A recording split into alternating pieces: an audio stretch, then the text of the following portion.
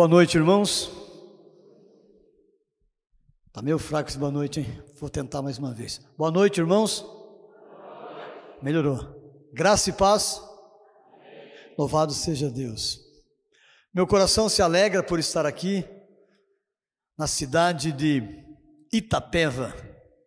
Louvado e glorificado seja o nome de Deus, do Deus de Israel, o Deus Todo-Poderoso, que os plantou aqui nesta igreja, para que vocês sejam aqui bênção de Deus, espalhando o Evangelho, florescendo neste lugar que o Senhor lhes deu, que o Senhor lhes propiciou. Então é realmente uma grande bênção. Podemos estar juntos, podemos celebrar o nome do nosso Deus tão maravilhoso, tão glorioso, tão generoso para conosco. Uma gratidão especial ao reverendo Herbert pelo convite, ao conselho da igreja que nos propicia esta oportunidade. Convido-os para que abram a palavra de Deus no segundo livro das Crônicas dos Reis de Israel, no capítulo de número 7, e nós leremos o verso de número 14.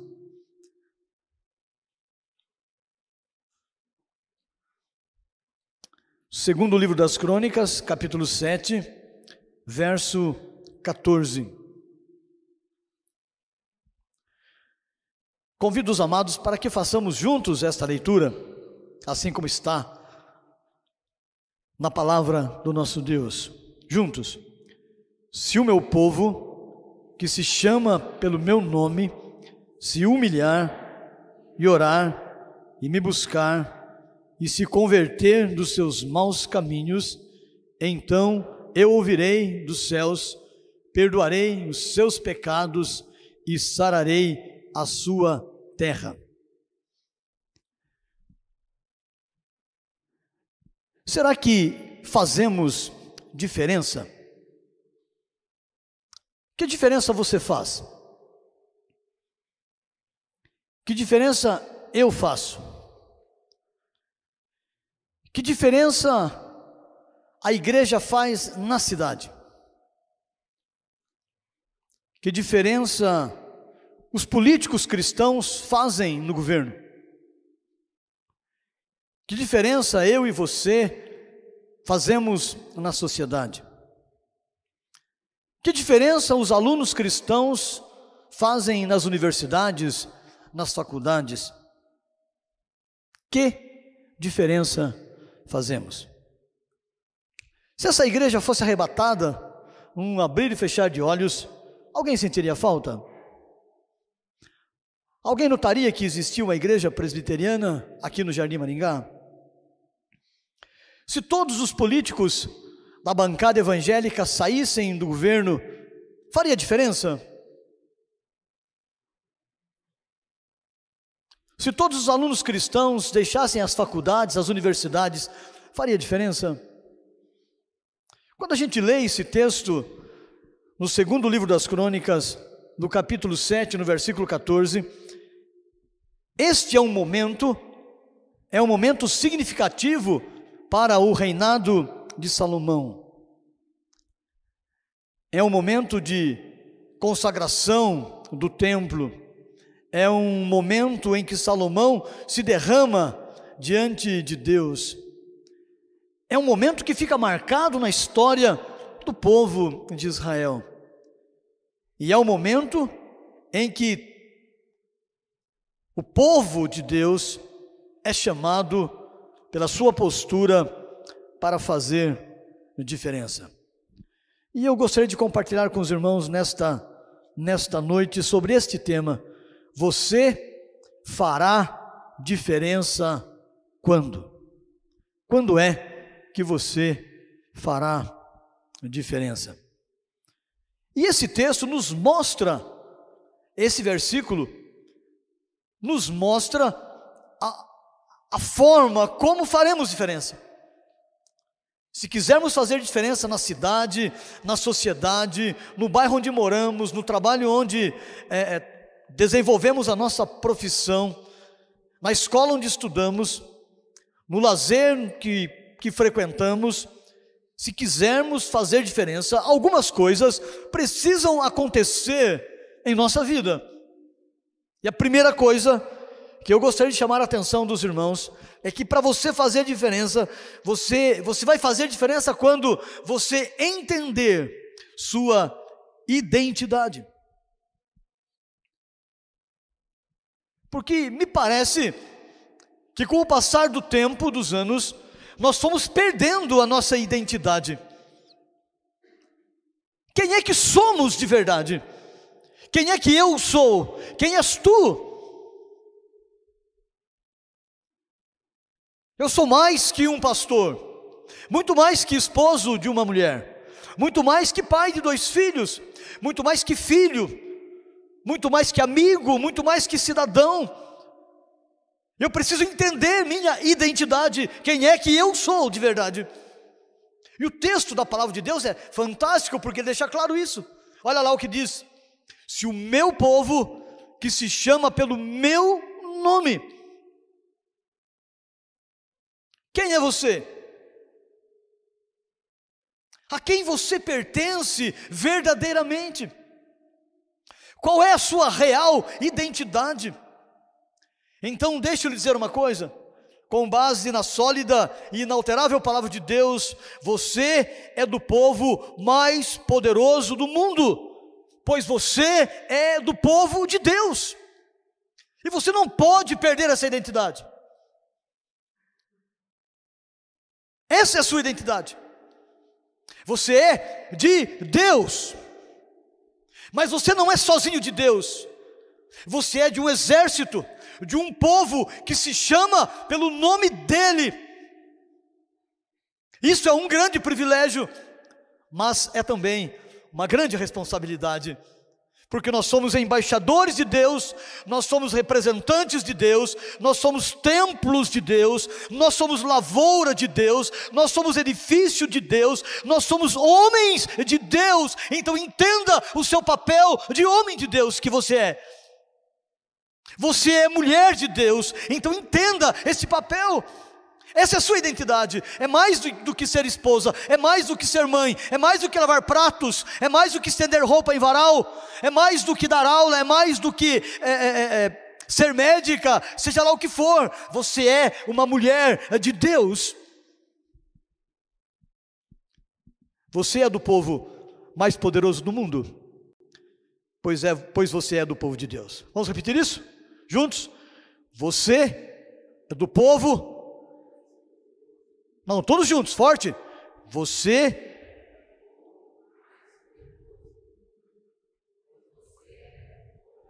isso, você deve gritar isso no seu coração todo dia.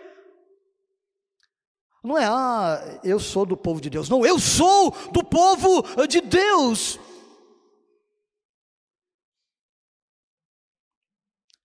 É isso que nós precisamos entender, irmãos.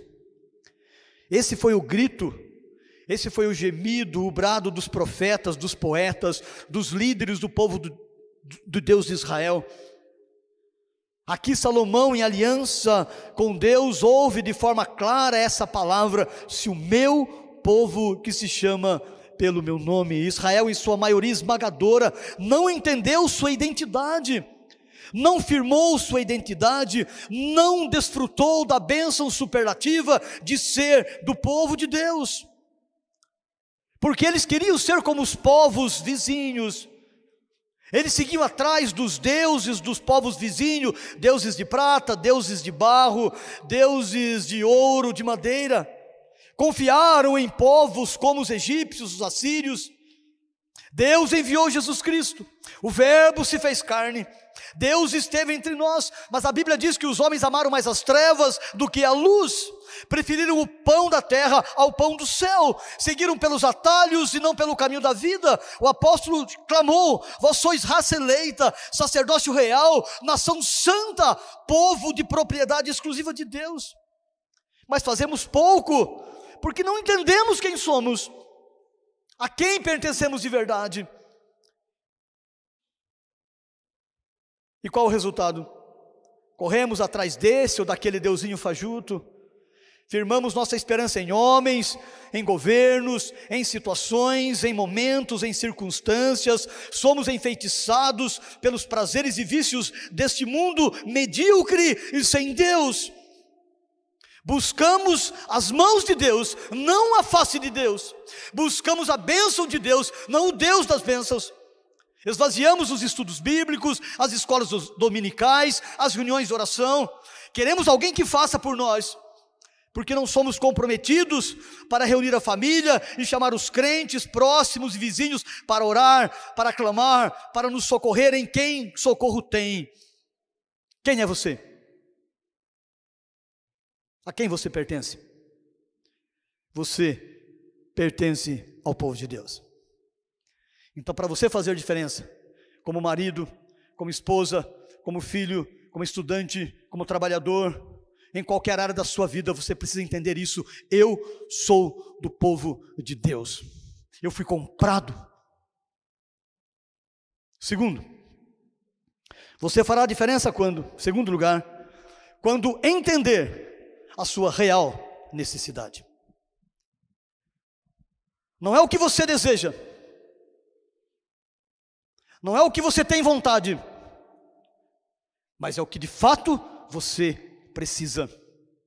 Qual é a sua maior necessidade? Qual a sua real necessidade? Pelo que clama o seu coração? Qual o seu interesse mais urgente? Sem entender a sua real necessidade, você não fará diferença, nós não faremos diferença, a igreja não fará diferença. E eis aí a maior necessidade da igreja.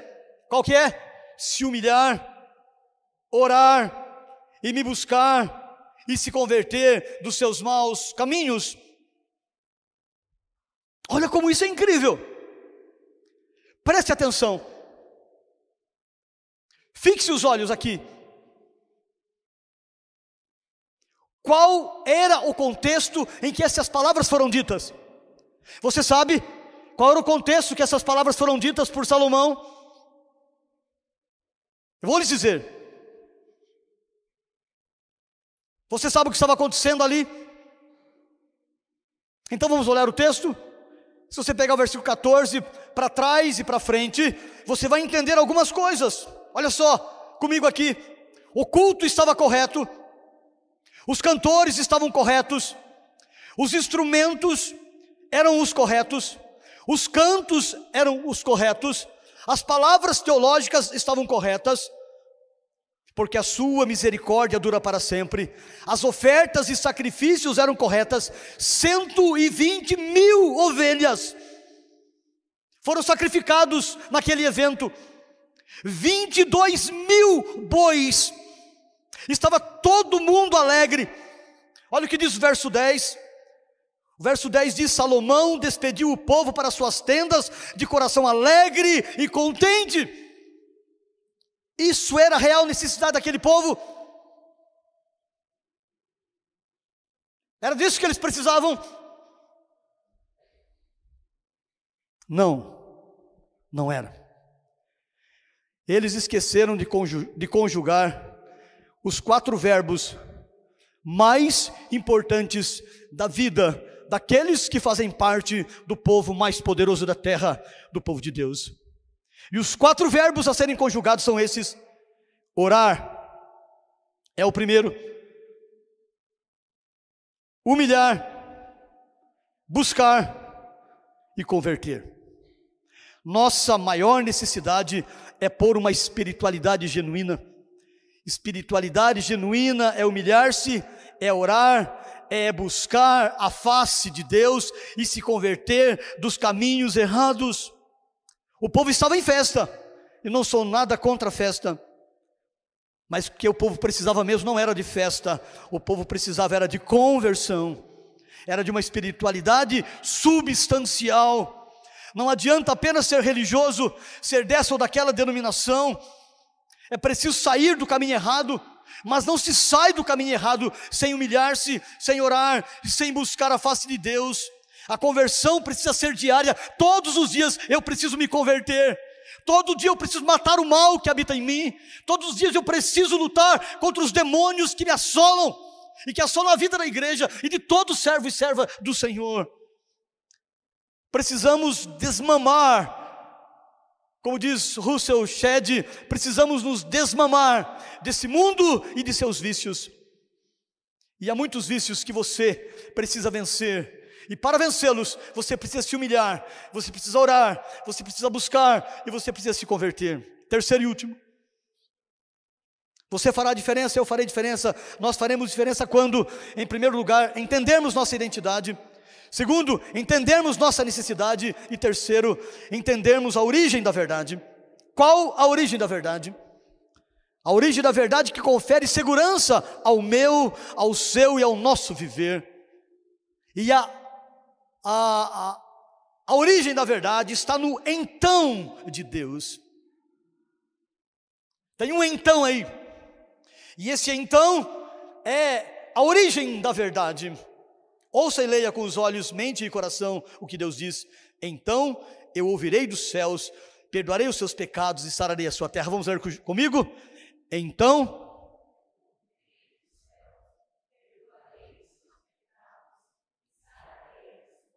que magnífico! Que magnífico! Deus é fiel à sua aliança, ao seu concerto, ao seu pacto redentor. Ele não falha, Ele cumpre sua promessa. Aqui repousa a nossa segurança. Quem se humilha será exaltado. Quem ora terá resposta. Quem busca há de encontrar. Quem se converte irá morar no céu. Nossa única, maravilhosa, grandiosa, extraordinária, fantástica esperança e segurança está em Deus. Você sabe quem é Deus?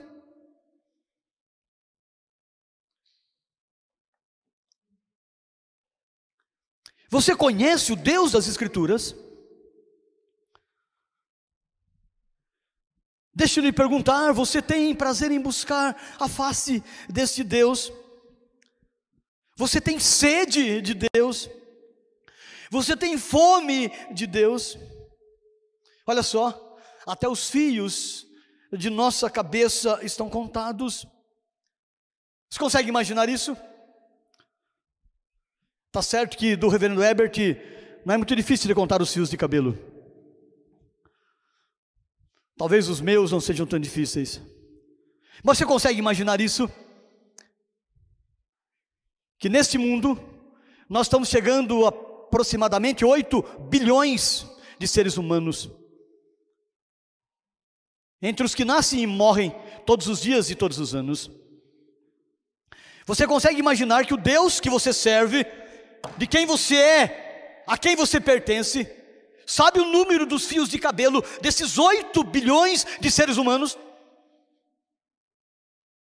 De todos os que já foram, trilhões, quintilhões, sextilhões, 10 trilhões que já foram, de todos os que virão. Você consegue imaginar?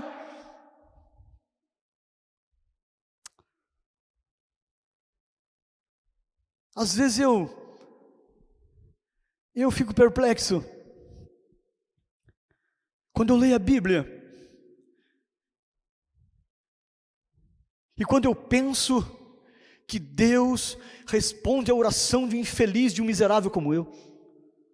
Não é possível, Deus é muito, uma coisa assim que não dá para compreender.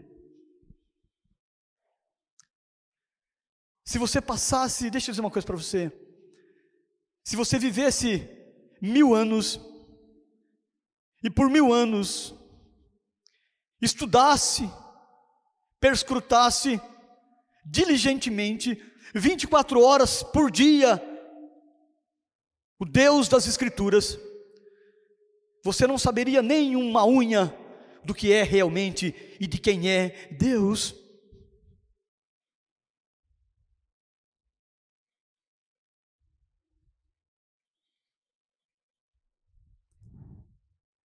Deus sabe com absoluta perfeição todas as coisas.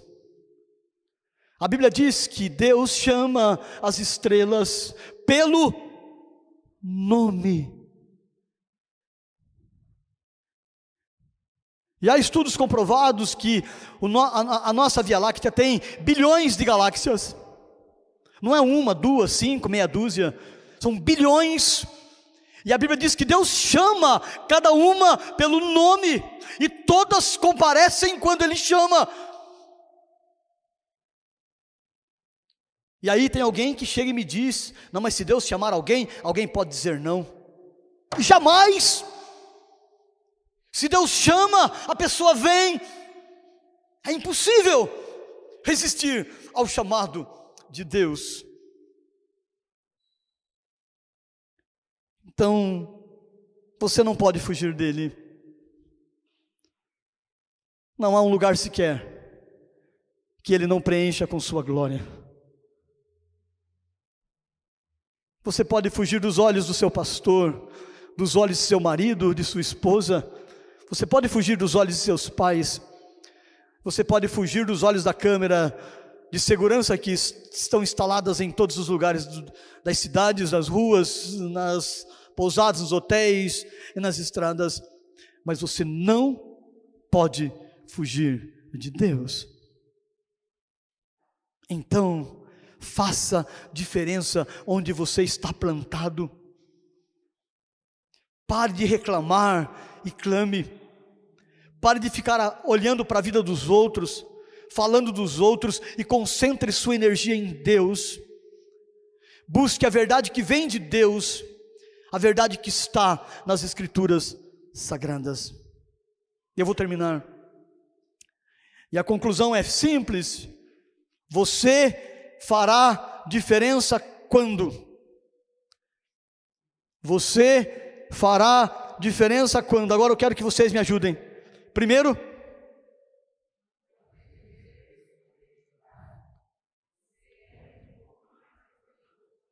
espera aí que está muito fraco. Eu não sei se vocês estão desanimados, mas eu quero que vocês falem isso com toda a força do seu coração. Vamos de novo, número 1.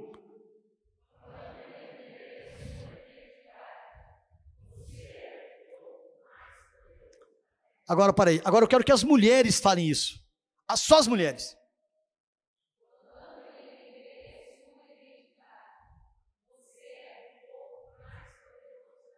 Agora eu quero que os varões falem isso.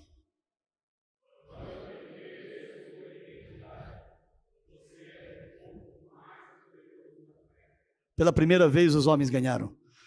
Segundo,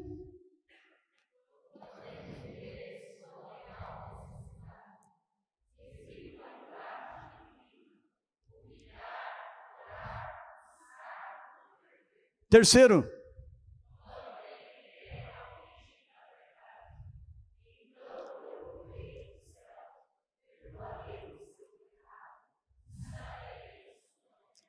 que Deus nos abençoe. Todos digam: graças a Deus.